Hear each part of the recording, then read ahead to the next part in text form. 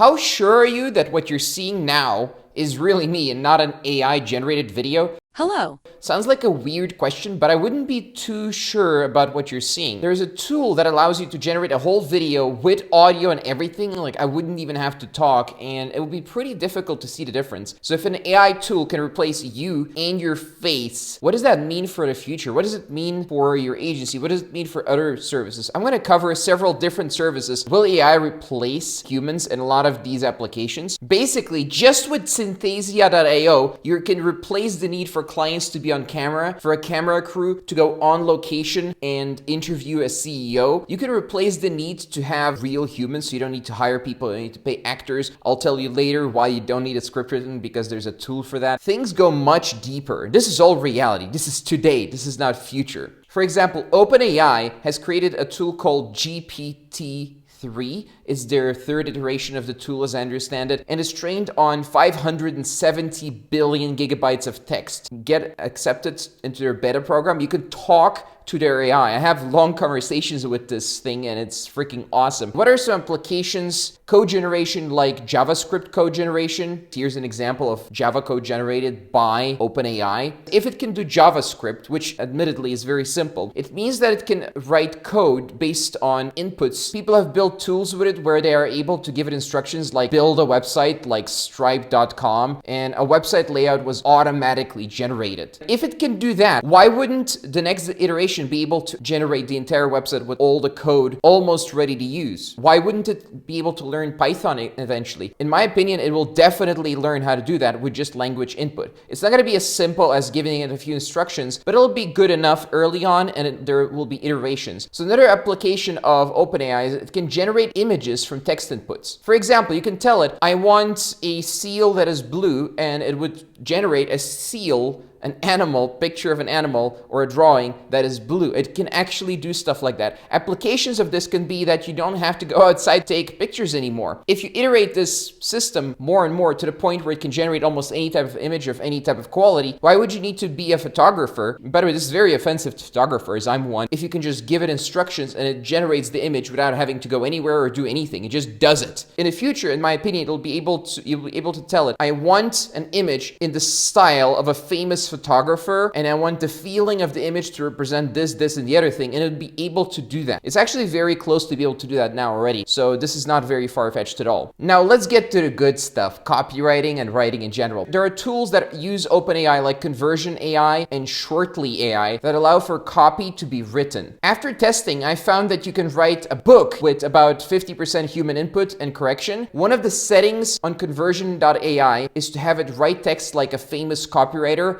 or in a certain tone. So what can this tool replace? Do you need to add copy? Do you need sales page copy, homepage copy, about page copy, like any type of copy or content? The tool can already generate this copy with the effectiveness where you only need to do 50% of the work. So the whole thing with writer's block, it can be circumvented with these tools. By the way, one of the videos I made last month was written almost entirely by an AI. So can you tell which one? Are you able to tell? Whoever guesses it, I'm gonna give you a little present, but you get only one guess. What else is in danger if you're scared of AI? Ads marketing services, aka media buying. So the way media buying used to work is very different from today. It was extremely technical, where you needed to do very complicated targeting and all that kind of stuff. These days, if you more or less give the tool content, like who you want to target based on the copy that you give it, and maybe some pointers, maybe an example list of types of clients you want based on your existing client list, stuff like that. Sometimes not even that, sometimes like general broad targeting, and you just give it a conversion goal. It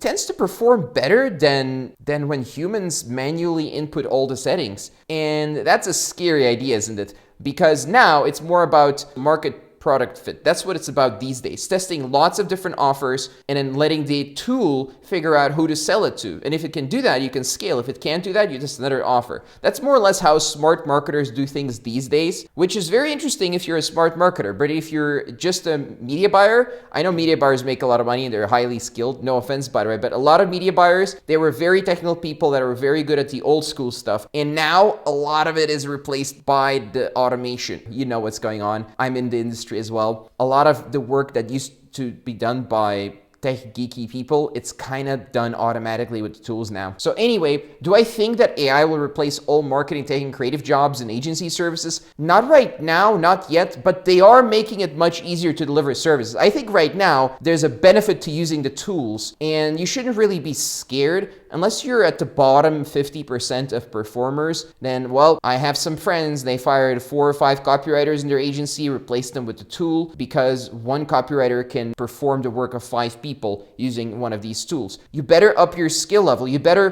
build a business, not just have jobs and freelance if you want to stay up there in the top 5% of performers. It's not as easy as just being average and having lots of clients anymore. You really need to hustle if you want to keep up with everyone else, because these AI tools, they're only going to get smarter, they're only going to get better. It's not as scary as it sounds as long as you learn how to use them and as long as you stay with the pack and develop your skills to the top 5 to 10% in your industry. By the way, musicians, there's one in the room listening to this video right now. I'm sorry to tell you guys, musicians, you're not going to have it any easier. There are tools, they perform at the level of classical masterpieces. They can perform at that level. They can create any type of music and it sounds pitch perfect to the human ear. You wouldn't be able to tell that an AI wrote it.